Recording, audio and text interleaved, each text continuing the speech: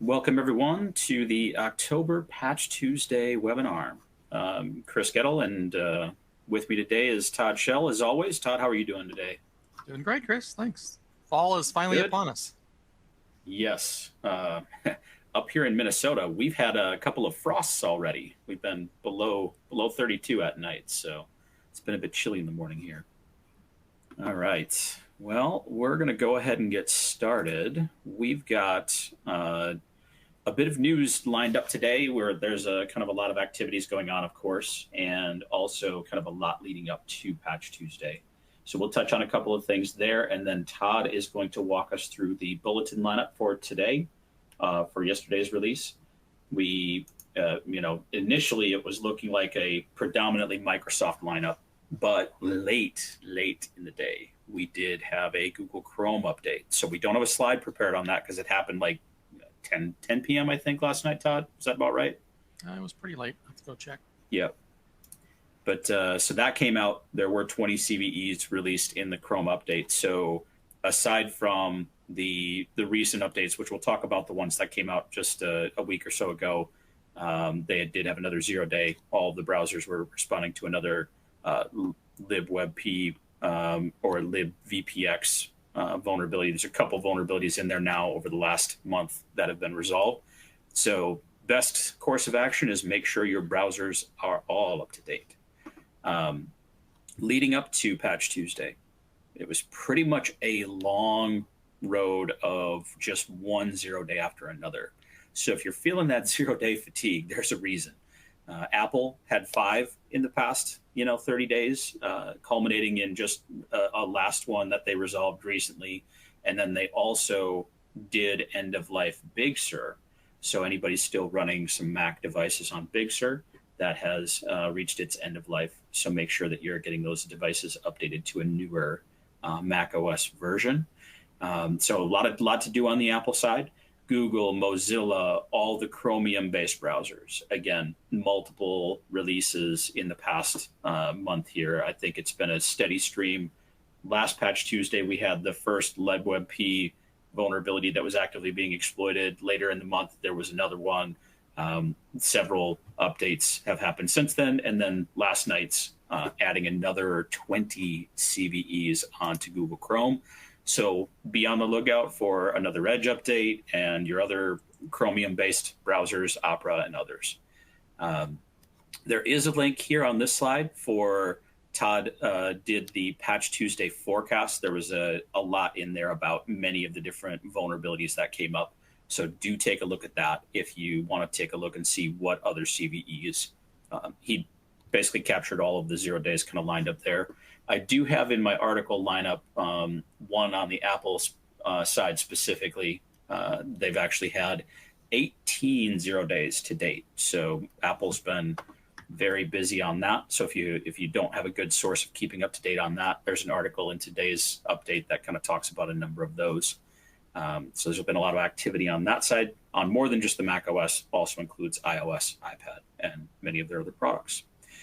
The Microsoft lineup was the big one yesterday. 104 new CVEs resolved and 6 others that were kind of re-release or updated CVEs that they were calling out. We're going to talk about a couple of those today as well, but they did have 3 0-day vulnerabilities that were actively being exploited. So we're going to talk about those specifically.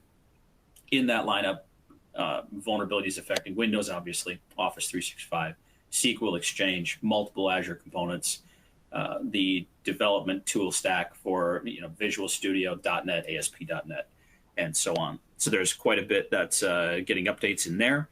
And October marks the end of life for Windows Server 2012 and 2012 R2. We're going to talk about that because there's a couple of things, new details that we're finding out along with many of you as Microsoft is ramping up towards the ESU kickoff.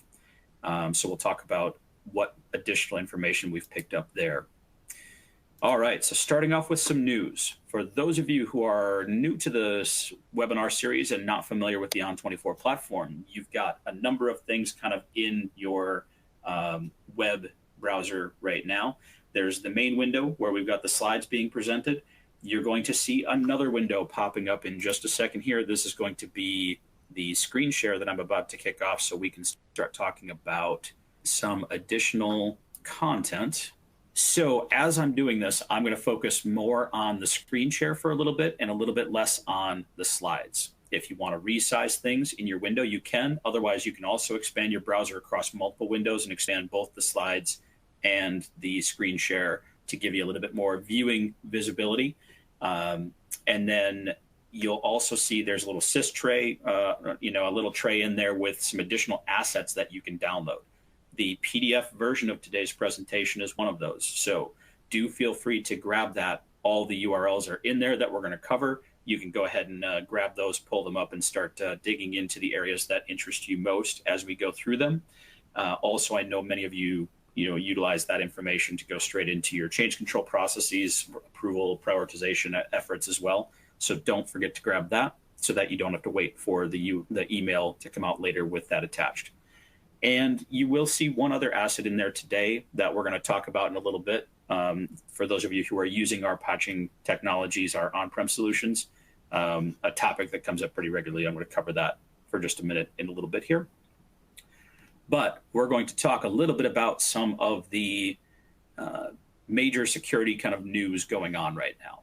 The first topic is more of just this may not affect everybody, but for those of you who are international, especially, there is a increasing amount of cyber attacks targeting the conflict in Israel right now.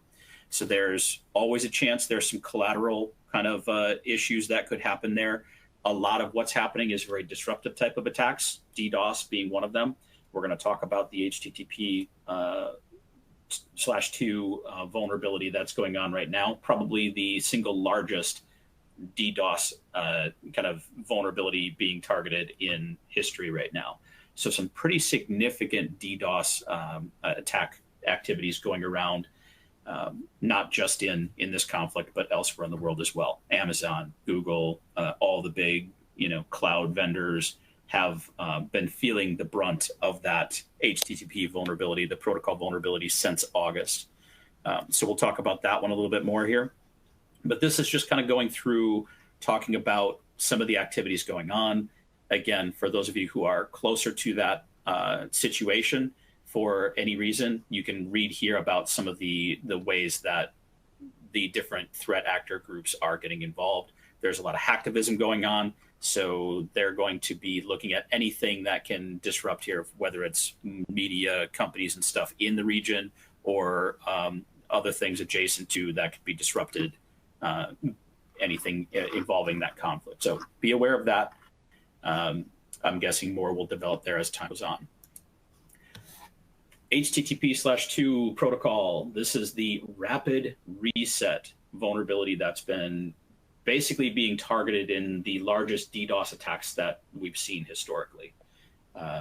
This article gives a pretty good high-level coverage. There's a few other articles out there that go into a security nerd level of depth. I'll say it that way. There was one article I looked at yesterday that actually got into the architectural level of looking at HTTP 1.1 and /2 vulnerabilities that were targeted in DDoS attacks previously, and how this new vulnerability is really, really different from those.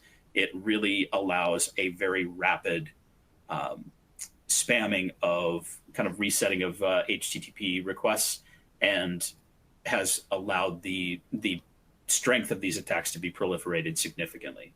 So you've got vendors like Cloudflare who are saying the attacks they're seeing with rapid reset are 3 times larger than the previous record. 71 million requests per second was their previous record back in February that they had reported. The HTTP/2 rapid reset DDoS attack that they're seeing right now was 201 million requests per second. They've had to expand their infrastructure to keep up with the volume of these attacks. So there's been a number of vendors who have been updating and resolving the protocol vulnerability in their different platforms.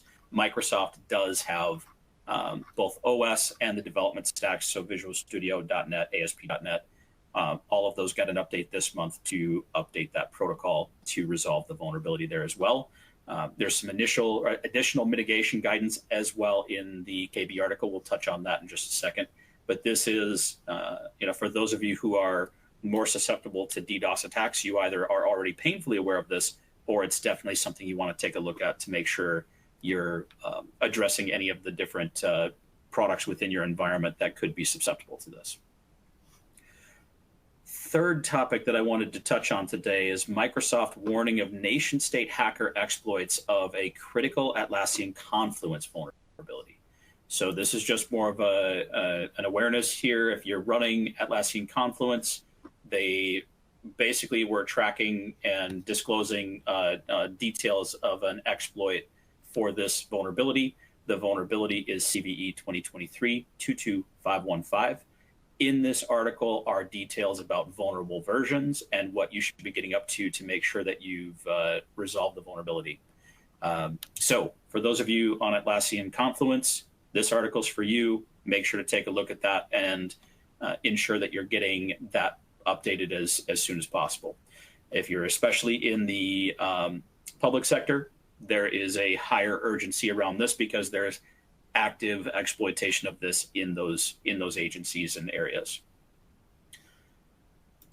All right, next article is getting into that Apple topic. So there was a lot of activity since last Patch Tuesday. There were a number of 0 days. They had a string of 3 that came out all at once, and then a couple more that were just resolved, culminating in kind of their releases at the end of September into early October. The vulnerabilities do affect more than just iPhones. So across all of those 5 that were resolved recently, you've got iPhone, iPad, and Mac OS vulnerabilities all being resolved. So make sure to take a look at this for those of you running a lot of Apple devices. It does talk about a number of the vulnerabilities that were recently resolved, and also gives a little bit more of the broader perspective. So for those of you who are fighting the misconception that Apple is not targeted, well, they're actually very commonly targeted. 18 exploited vulnerabilities so far this year. Apple, who predominantly has been one of the more resistant to talking about anything security related, because like their perception was, oh, hey, no, nothing to see here. There's no problems here. They have actually, released the rapid response feature within their platforms, which arguably is one of the most forward-thinking quick response to exploited vulnerabilities across the market now. So it's kind of interesting to see Apple's kind of 180 turnaround in the past year, 18 months here around security. They've definitely gotten on the radar. There's a number of threat actors who are paying more attention to them, a lot more research going on there. It's definitely, a security concern just like anything else. Linux, Windows, Mac, doesn't matter. All of them get targeted. It's a matter of what's going to give threat actors an opportunity to do something interesting. You'll see that a lot of recent news around things like BlastPass, the vulnerabilities that have continued to be exploited to try to get the Pegasus spyware onto Apple devices. That activity continues. They keep finding new vulnerabilities to exploit to get that loaded up onto devices. So that's been some continuous kind of news coming back into the mainstream with each new vulnerability that they've been targeting. So again, Apple, line up here. There's a number of vulnerabilities that were recently exploited. You can see here the 3 that were kind of hit first, and then the most recent one that was just resolved. So take a look at those. Make sure that you're addressing your Apple updates. Again, real quick, Chrome late addition to Patch Tuesday, end of yesterday, 20 CVEs resolved, one of which is critical. This lineup of 20, there's no actively exploited vulnerabilities, but in general, our guidance is patching your browsers, multiple times a month, like weekly at least, is ideal. Google has recently switched to a more regular cadence of pretty much weekly now, right, Todd? They're down to a weekly cadence now for the most part. They claim that they're going to try to do once a week. Yep. So that's supposed to give a little bit more predictability to their release schedule. So instead of like, in the last year, we've seen in multiple cases where Chrome updated and then immediately had to turn around and redress a 0 day, and then another update within the same week, you might have 3 Chrome updates. And because Chrome, the updated or the version that's available publicly is only ever the latest version, it causes complications for those of you who need to go through more strict change control windows. We had some of you ran into this case where the rapid release of multiple vulnerabilities in versions very close together. You started testing the first one that came out, and then the second one came out, and you basically are now trying to figure out, hey, what are we testing against now? It's saying that something new is available, and messing with how people are looking at and seeing that. And then there were others where they saw the first one come out, the next vulnerability or the next update came out, and you weren't able to download the one that you had already approved and were starting to move forward with. So then there was this complication of suddenly you're pulling in a newer version than what you expected. And Google has acknowledged these challenges, and their cadence going to weekly is trying to give you a little bit more predictability for that. Now, that predictability is coming fast, weekly at least. But they're trying to keep it to once a week. So guidance on browsers in general, what we've been talking to people about is try to get into a weekly cadence for all of your browsers to get updated. They pretty much consistently are all updating on a regular basis. Chrome updates, Edge is going to update. Mozilla, a lot of times they're updating as frequently, 2 to 3 a month at least. Firefox and Firefox ESR updates. So it's a good idea to just get into the habit of having a weekly cadence for browser updates. So that is the major news lineup for this month. I want to get into a couple of specific CVEs here. Let's see, we're going to start with this, which this is old news, but we're bringing it up again because this is one of those where we have a new milestone in this one. So the Windows Kerberos Elevation of Privilege Vulnerability, CVE 2022 37967. You guys are probably all thinking, oh yeah, broken record, here we are again. Well, the reason is October was the final change for the Kerberos changes that went into effect. So only reason I'm bringing this up, I'm reminding you all that this month, when you push the OS updates out, this last stage is going into effect. Here's the KB article talking about the change.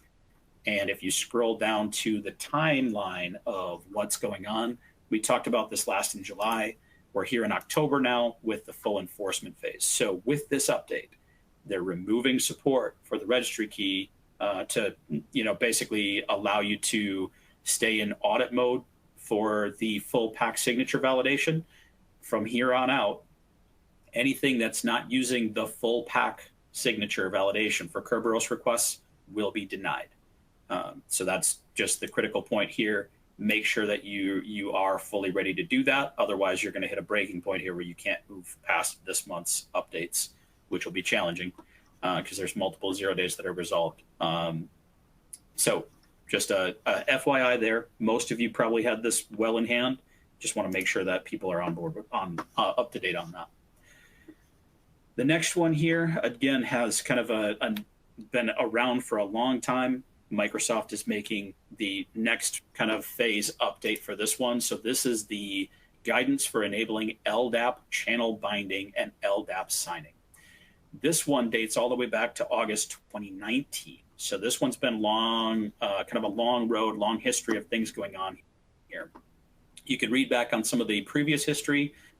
In this release, the October 10th, 2023 release, Microsoft is adding options for administrators to audit clients on Server 2019. The update adds the capability to enable CBT events 3074 and 3075 with event source Microsoft Windows Active Directory domain service in the device or directory service event log. So logging level information, probably a good idea to at least understand, what that's giving you for additional logging events. But turning that on may be something that some of you may need to do. So that is the update for LDAP. Where are we at next? All right, now we're getting into this month's 0 day CVEs for Microsoft. first of those is going to be the Microsoft WordPad information disclosure vulnerability. Important, pretty low CVSS score, actively being exploited. Again, for those of you who are regulars on here, you hear me and Todd talk about this regularly. When you're dealing with static algorithms for assessing risk, like vendor severity and CVSS score, they have a critical weakness in the fact that they can't really give you a good idea of real world risk. They're not constantly adjusting to identify, oh, hey, this CVE is actively exploited. This one is actively being used in ransomware campaigns. It's trending. It's being seen frequently amongst threat actors. This is what more of a risk-based perspective brings in.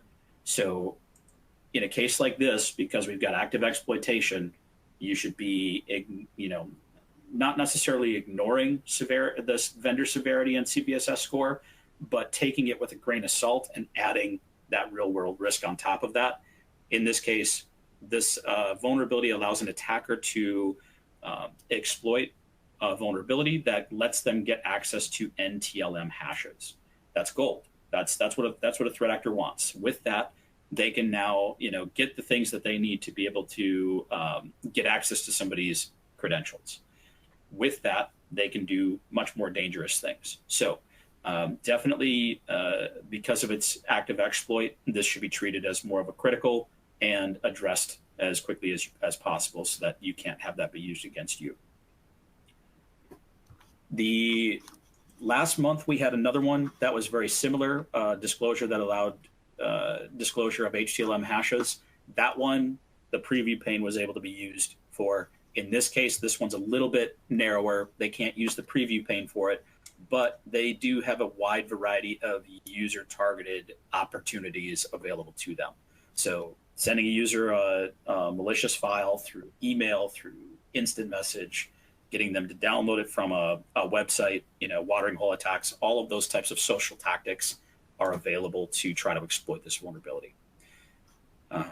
So definitely take a look at that and make sure that you're treating that vulnerability as more than important.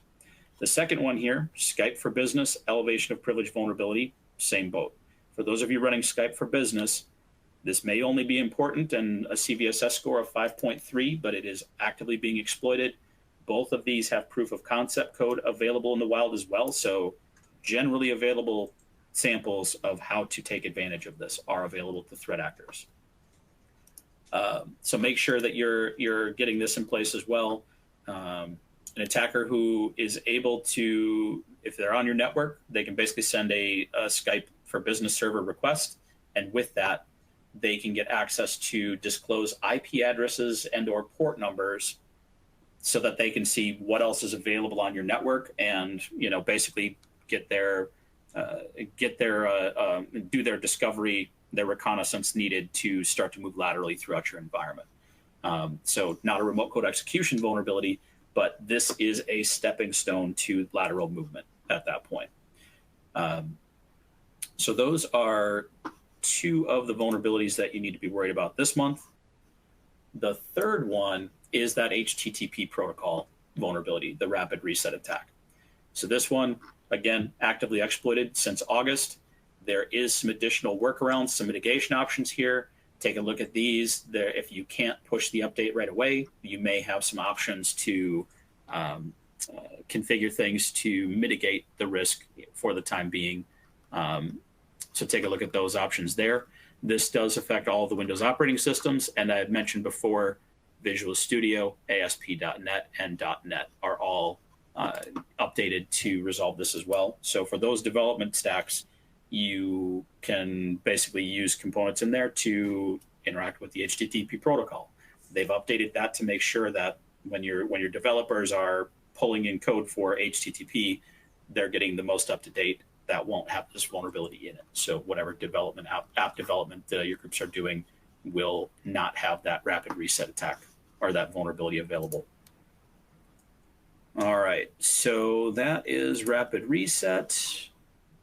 We're going to switch gears over to the Linux side for just a moment. So we started doing this last month. We have a partnership with a vendor called TuxCare. We do Linux patching already, but TuxCare brings a little bit of kind of an interesting angle into the conversation. They don't do as broad of Linux coverage, like they're focused on the kernel especially, and then some basic, some of the most core components of the Linux stack that have the most vulnerabilities and the most sensitive vulnerabilities. The interesting thing about TuxCare is they are able to do what's called live patching. The Linux world allows a little bit more flexibility in being able to manage things in memory versus what code is on disk. Apple and Microsoft have a little bit more firm kind of restraints and controls around this, so these approaches don't work as well there and enter into supportability gray areas much quicker. But with TuxCare, you can actually live patch a system, meaning you can patch the kernel on a Linux box without having to do a reboot. So they're a partner of ours, and they also have a lot of expertise in the Linux area. So Joao is one of their industry experts that works with the team there. He's got a podcast I had in last month's presentation. I shot a link over about that. That covers a lot of Linux in general, but they've been kind of giving us some of the highlights of what the Linux world needs to show. So anybody with some feedback there, if this is valuable, give us a thumbs up, just saying, hey, yep, I like this kind of information. Just helps me and Todd to understand, hey, what are the types of things that we wanted to do. We expanded our Apple coverage in general because of requests from you all. This is, again, trying to give you guys more of what you're looking for. So just give us an indication if this is things that you want to continue to see. Here on my screen share, you're going to see a link to the TuxCare page. I've actually got that on the third slide of what we're looking at here, so you'll be able to get to that. But they've got a public-facing kind of CVE tracking site for you can look up any of these vulnerabilities and see what are all the different projects that are impacted by that type of vulnerability. Oh, cool. Got several of you saying you like this, so we'll definitely keep this up then. So the team there has given us 3 vulnerabilities that they wanted to make sure that you were all aware of this month. The first of which, CVE 2023-3111, that's the one that I've actually already searched for over here. So if you look on the browser side, you'll see that this vulnerability is in CentOS, Cloud Linux, Ubuntu, Oracle Linux. You'll see all the different editions that are affected there, and details about that, where it might be released, in progress, needs triage.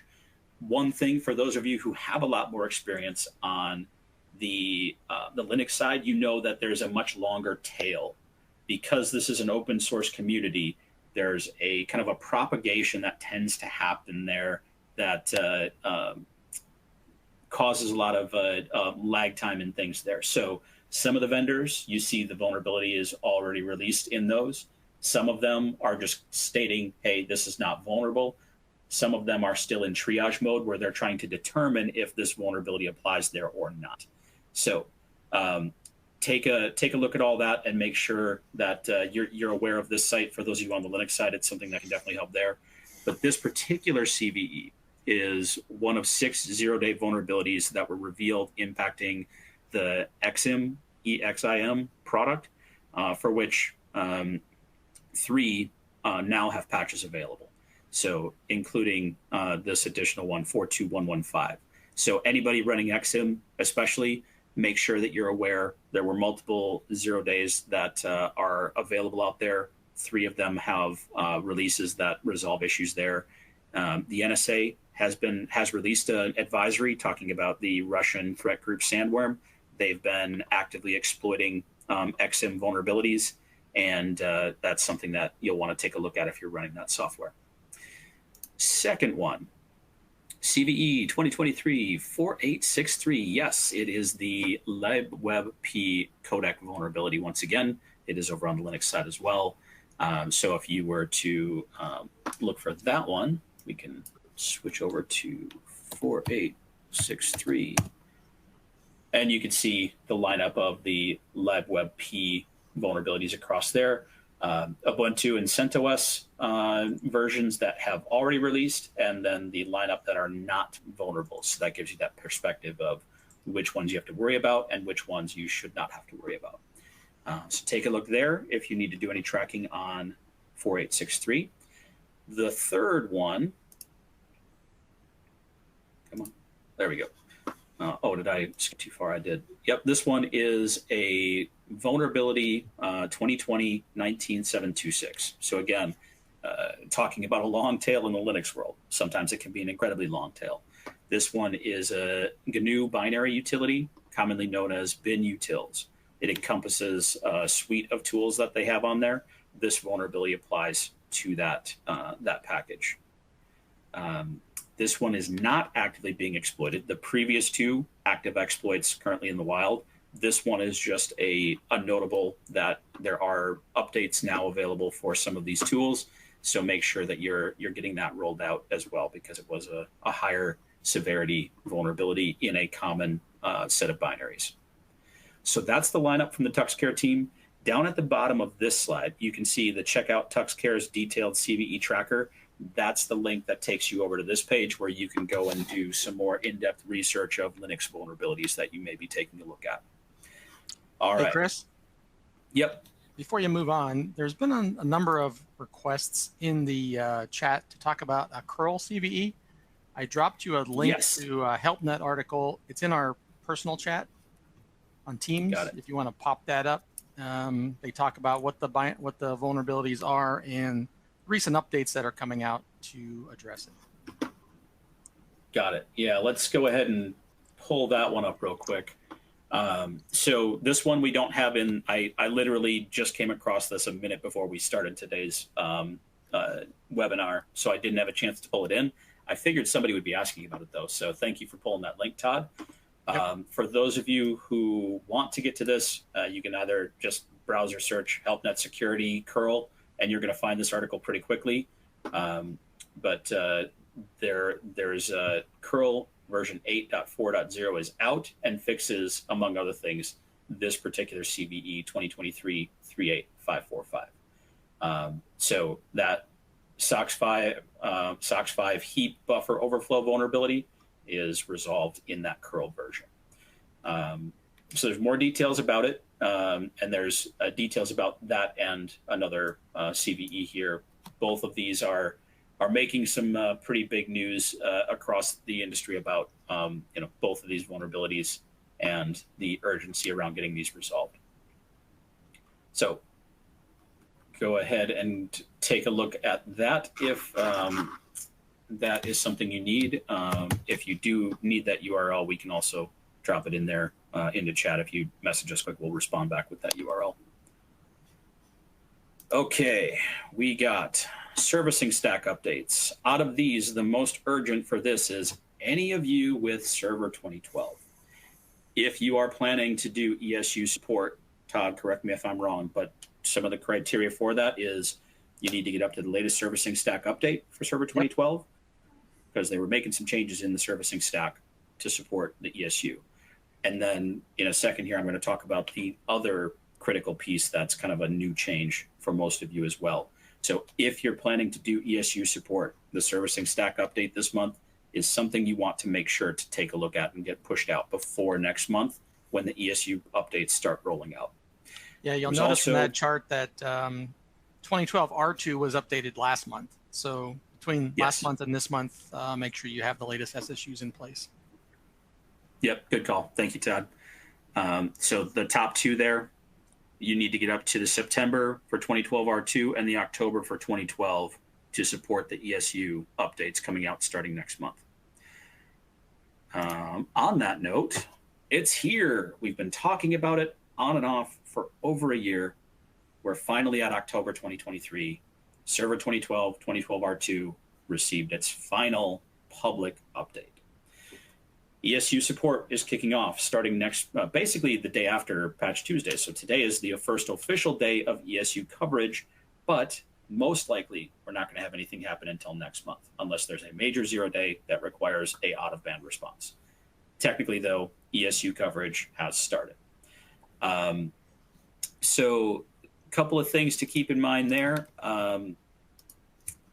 If you are planning to or already have subscribed to this, some of this may be news to some of you have already gone through this pain. Microsoft has kind of made a recent update about how you're going to license ESU this time around.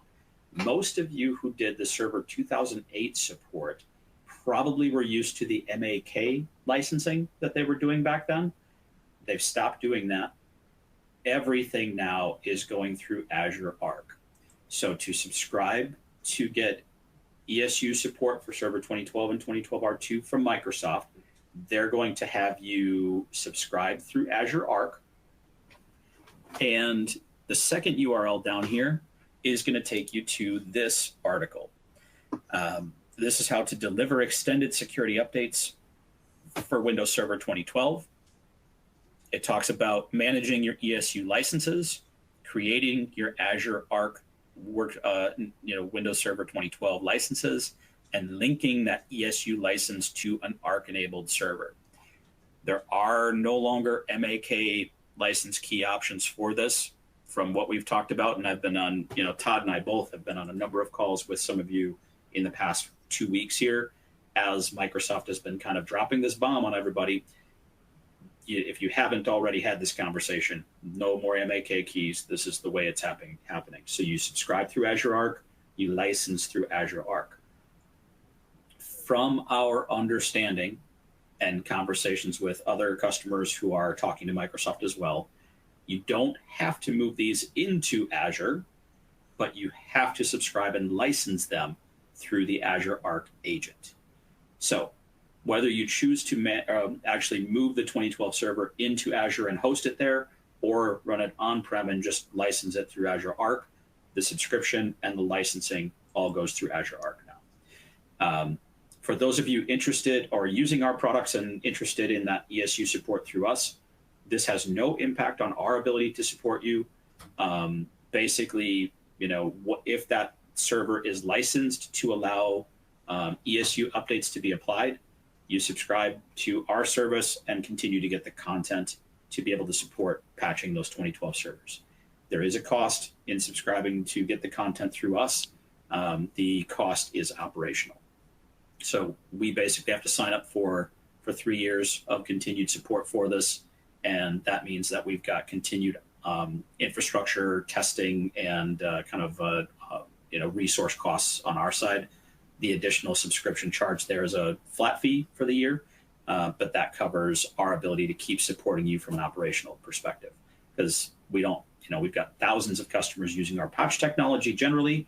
When we get into an end of support like this, we go from thousands down to mere hundreds or less who are continuing over the next 3 years. So that cost of doing support for this particular platform goes up because we have less people subscribing to it.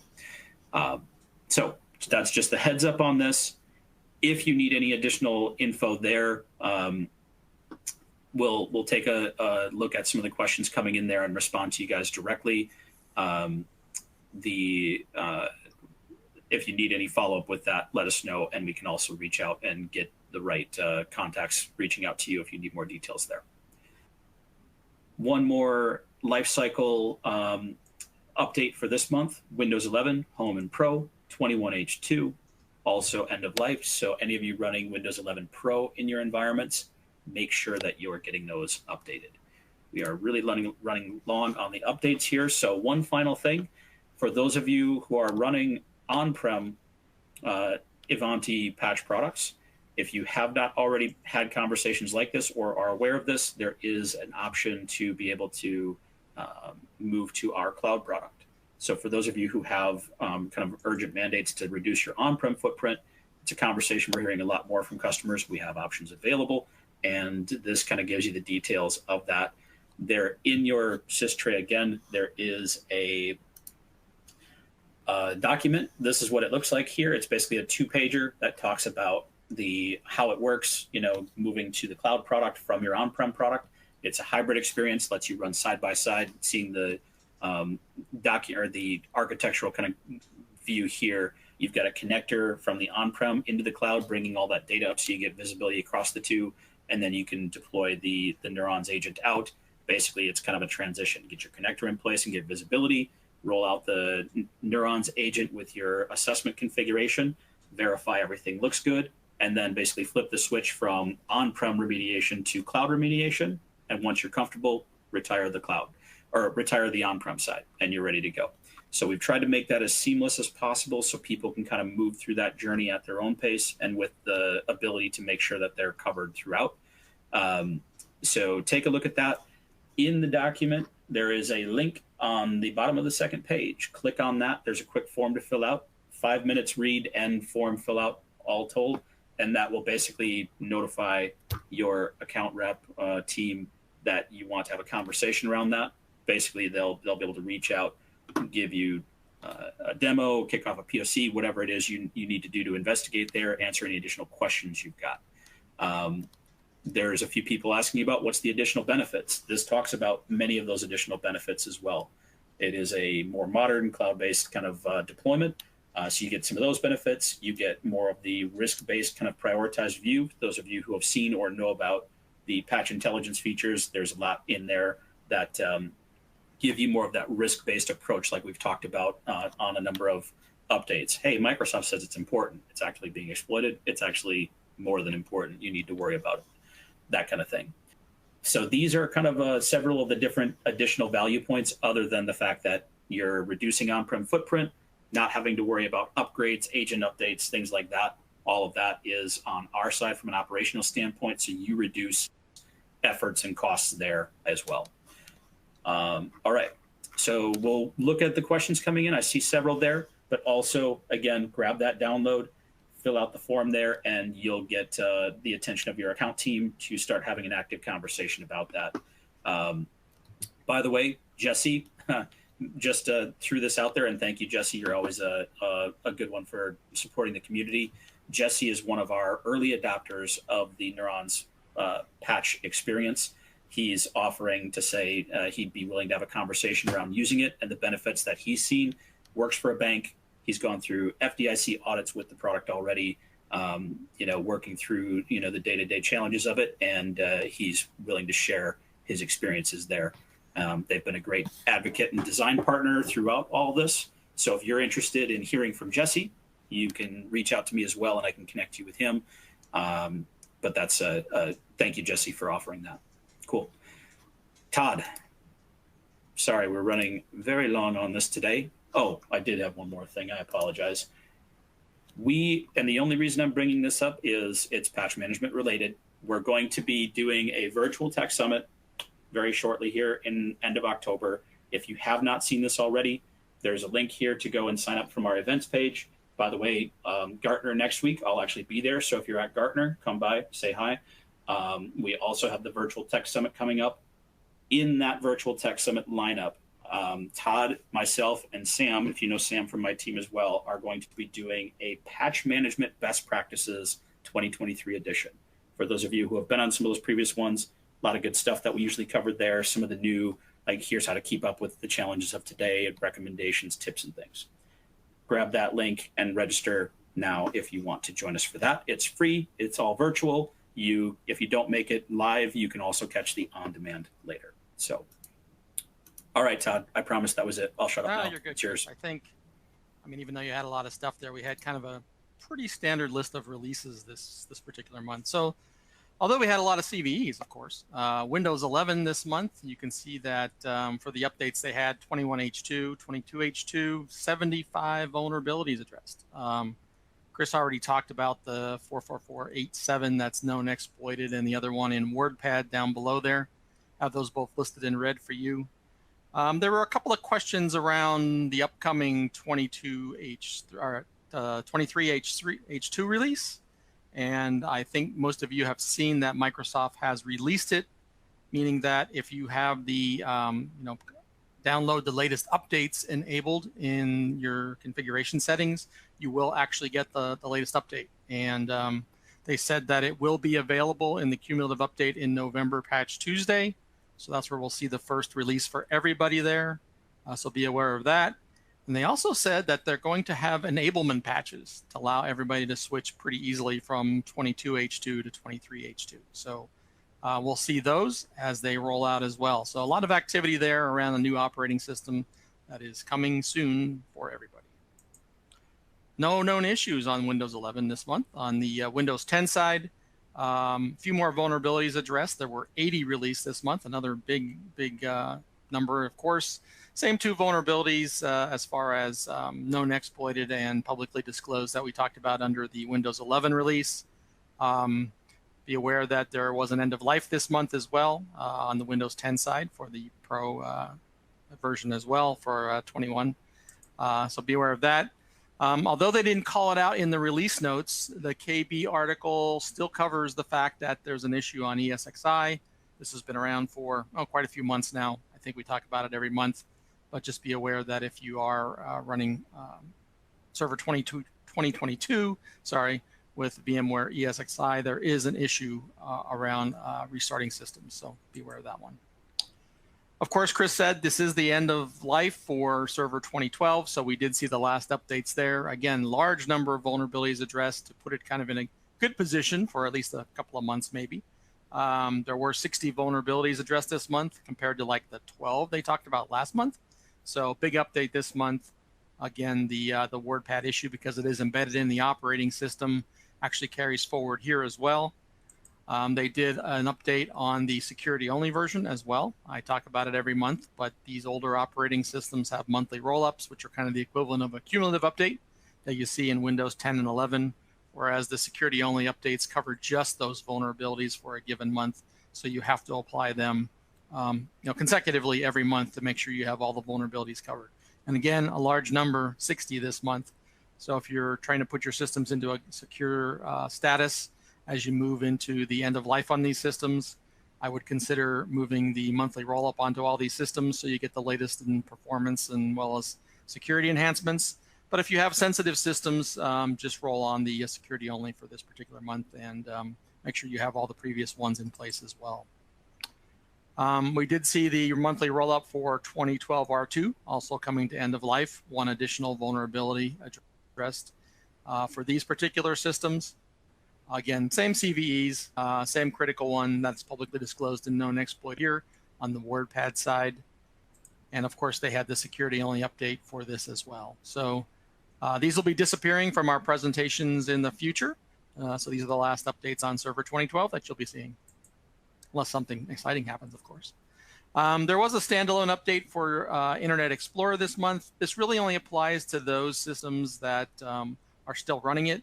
Obviously, Server 2012 and 2012 R2, as well as Server 2008 R2. Again, as these go into ESU, the Internet Explorer updates will be included there, of course, but they'll be disappearing from regular systems. So this one is included in the monthly roll-ups for all these operating systems, so you don't have to address it separately. There is only one particular vulnerability addressed 36.436 this month. It's a remote code execution possibility there, so be aware of that one. But again, IE11 kind of getting its last release here as well. Interesting on the app side this month, we saw updates for all the click-to-run versions. So your standard Microsoft 365, Office 2019, and the long-term Service Channel 2021 updates. So if you're running those, there were 2 vulnerabilities addressed this month. They were both associated with an elevation of privilege type vulnerability. So of course, run those. Rated just important this month. Interesting, on the Office side, we did not see major updates for the usual versions, the Office 2013 and 2016 versions. We saw a couple of outliers here. There was an update for Office for Android, the Office for the Universal releases, of course, the 2019 and the long-term Service Channel 2021 for Mac. And of course, that vulnerability Chris talked about earlier, the Skype for Business Server 2015 and 2019. This one is publicly disclosed and known exploited, mentioned down below here. There were 5 vulnerabilities addressed across these various Office components, so be aware of that. And again, this one known, publicly disclosed and exploited vulnerability as well. But interestingly enough, we did not see any updates this month for the usual 2013 and 2016 Office updates on Windows. There was an update for Exchange, of course, this month. Only one vulnerability, rated important, so to kind of be aware of this one. It was for 2016 CU 23 and the latest 2 CUs for 2019 CU 12 and 13.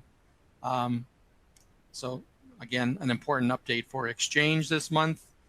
And interestingly, we did see a large update for SQL Server. We haven't seen that for 2 months now.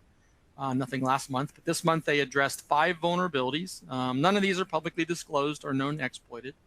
A couple of remote code execution and denial of service vulnerabilities. But if you haven't touched some of your old SQL servers for a while, you'll notice that this particular release goes all the way back to 2014. So there was an update for 2014, 2016, 2017, 2019, and 2022. So if you haven't touched your SQL servers in a while, might be something you want to look at this month, because these vulnerabilities were addressed across a large number of some of the older ones that haven't been touched in quite a while. So you can kind of be aware of that one. And with that, Chris, that's kind of it. It was kind of light on the Microsoft side, although there were lots of CVEs addressed. There were only basically 11 bulletins in the big overall release. So with that, I'll turn it back over to you for Between the Patch Tuesdays. All right, Todd, thank you. There were a couple of people out there with questions around the CSA patch and status on when that'll be coming. Just talked to Jason on the PM side over there. He says they are working on the updated patch and hope to enter system test in about a week. So getting very close here. So keep a lookout for that. If all goes well, it should be available in November. So that is the progress there. Okay. As I mentioned, there were a lot of updates leading up to October. Google Chrome, Firefox, Firefox ESR, Foxit, Thunderbird, Wireshark all had CVEs included. The Apple lineup as well. Jumping into a couple of those, you can see here kind of the Chrome 0-day and other Chrome update that came out, along with the 20 that just released yesterday. Lots of Chrome vulnerabilities to take care of. Firefox had 9 resolved in one, the 0-day in the other. So again, a lot of activity around that for Firefox. Firefox did have a release yesterday, but Todd, correct me, we did not see any CVE information come out for that Firefox release, right? That's correct. It did not show up on their security advisory page. Got it. Okay. So that's the best we know about Firefox right now. Make sure that you're at the latest, though, and you'll take care of the 10 vulnerabilities, including the LiveWebP 0-day. ESR, same boat there, 5 plus the 0-day release. Foxit PDF did have a large security roll up this last release, fixed 20 CVEs there. So for those of you running Foxit PDF, make sure you get that updated. Thunderbird, again, because it's a Chromium based, 5 vulnerabilities resolved in the one release, the one 0-day in the other. Wireshark did have 1 vulnerability that was resolved across their different branches. Into Apple. Apple had updates for pretty much everything. Again, the other big thing to make sure you're aware of is Big Sur got its final update. No more Big Sur support. It is now end of life. Make sure you're moving off of Big Sur and moving over to the newer platforms, Ventura, Monterey, etc. So there were a number of security-related updates there through the end of the month. They fixed macOS Ventura, resolved 3 vulnerabilities. Monterey resolved 1. Safari had several vulnerabilities resolved again, including the 0-day. Chrome for Mac resolved 3 vulnerabilities and then the 0-day. Firefox for Mac resolved 9 plus the 0-day. You get the picture. We got a lot of that, pretty much everything that has, a web browser involved had to get updated. So make sure you've got all your browser versions getting up to date. Edge, again, for Mac, the 0-day being the most important piece there. SeaMonkey, 11 vulnerabilities in 1 update there. Visual Studio had 1 vulnerability resolved. Okay, that wraps up the lineup there. And apologies, I did run through that kind of quick. I wanted to try to get back to some Q&A because we've got a lot we're still kind of going through there. I've got a number of questions around the migration. We're going to be trying to tackle that and getting back to you all there. The other thing you can do is make sure to fill out that form, and we'll get in touch real quick, but I'll try to respond to a couple of the immediate questions that came up there. So questions around Server 2012. Todd, let's go through those real quick because I think that's a big one. If you don't have software assurance on your VMs with 2012 R2, can you still get the ESU? I don't know of any specific limitations there. I think Microsoft is kind of opening it up as you're going to subscribe through Azure Arc at the Azure price point. It's higher. If anybody had the MAKs before, it's definitely higher than that was. So keep that in mind as you get into it. But Joel, my best understanding there is contact Microsoft. You'll basically be subscribing through Azure Arc, and I believe they're going to let you do it at that Azure Arc subscription price. But if there's a specific limitation, if you don't have software assurance or something like that, I don't know those details offhand. A Microsoft rep will unfortunately have to help you. Hey, Chris, Alan did mention here, he's question number 48, if you're looking at the list. He did mention that Microsoft is providing a Mac key, and he was able to get it for extended support. So I think that's really interesting. Yep. So you probably want to look into that and see if we can find more about that. I think if you were like doing this well in advance, this shift over to Azure Arc all like forcefully started in the last 2 weeks.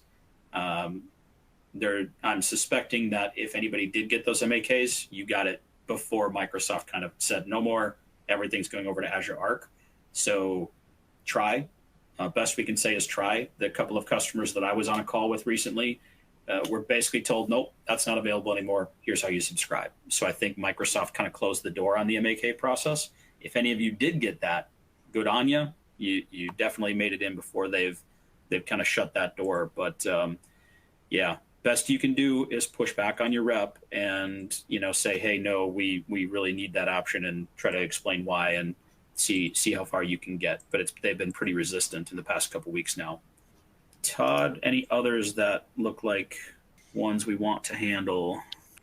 There are some questions around whether Microsoft has released an update for curl yet. I have not done the research on that, so I'm not sure. Yeah, this news is kind of all just starting to pop up there. So my guess is Microsoft is probably going to handle it next month. Depending on any additional pressure, we may see an auto ban for that, but I did not see anything from Microsoft either regarding that. For those of you who were interested in talking to Jesse, what we're going to do is I'm going to take your information. We've got an advocacy group that will basically, have them help connect you up with Jesse. That way we can be conscious of Jesse's time and do that. So be aware, I'll take your info. We'll get it over to Cassidy or Kelsey in our advocacy group, and they will help get you connected with Jesse so he can share some of his experience there if you're interested. And again, thank you, Jesse, as always, for being a supporter there and helping out the community. Any other big ones that you see, Todd? No, I think that's it. I'm just kind of looking through here real quick. Okay. Yeah, there was a lot, even though we had mostly a Microsoft lineup, there was a whole lot of stuff this month once again. Oh, yes. Chad just mentioned the Citrix NetScaler bulletin as well. There is a Citrix vulnerability that's being targeted as well. Make sure you're keeping an eye out for that if you're running Citrix. So thank you, Chad, for sharing that one. Steve is saying there's no way they'll force 2012 to license through Arc only. I thought so too, Steve, but I talked with a very large, well-known brand just this last week, and their rep is saying, nope, no other way to do it. You have to subscribe through Azure Arc. I told them to, push back as hard as they can and keep us informed, because we'd love to know the answer if they get through any other way. But yeah, even some big names that you'd think Microsoft isn't going to push too hard on them are getting pushback on that. So I don't know if there's certain circumstances where they're being more resistant than others, but the Arc approach in the past 2 weeks, Microsoft has turned a very specific corner there and pushing that hard. So yeah, we'll see how that one plays out. Microsoft is saying more details about, how to get things registered and when to expect things to start coming out. We're going to be coming over the next couple of weeks. So we'll see what more we hear. All right. I think that covers everything. So on that note, thank you, everyone. We had a lot of ground to cover, and I appreciate everybody staying on, even a few of you staying on a little bit late to hear the last of those questions. We will talk to you in November. Thanks. Sounds good. Thanks, everybody. All right. Thank you, everyone. That is a wrap for this month. as always, you should definitely subscribe and make sure that you're getting the latest information from us. We're going to do not just the monthly updates, but we'll also be streaming other things like the top questions asked and other great tidbits of information that you're going to want all throughout. So definitely subscribe to our feed, and we'll see you here again next month.